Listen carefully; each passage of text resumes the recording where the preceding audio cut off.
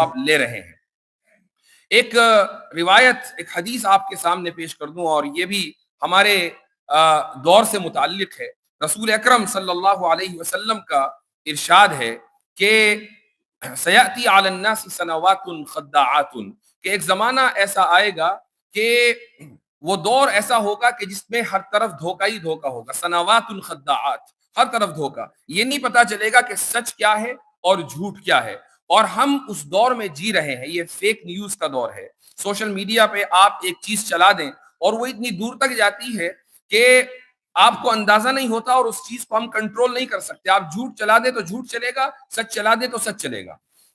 تو سیأتی علی الناس سنوات خداعات یصدق فیہا الکاذب ویکذب فیہا الصادق، کہ جس میں سچے کو جھوٹا سمجھا جائے گا اور جھوٹے کو سچا سمجھا جائے گا۔ وَيُؤْتَمَنُ فِيهَا وَيُؤَمَّنُ فِيهَا الْخَائِنُ وَيُخَوَّنُ فِيهَا الْمُؤْتَمِنُ، کہ ایک ایماندار کو خائن سمجھا جائے گا اور خائن کو ایماندار سمجھا جائے گا۔ اور آپ نے اس کے بعد فرمایا وَيَنْطِقُ فِيهَا الرُّوَيْبِضَةُ، کہ رویبضہ اس دور میں رویبضہ کلام کریں گے۔ تو صحابہ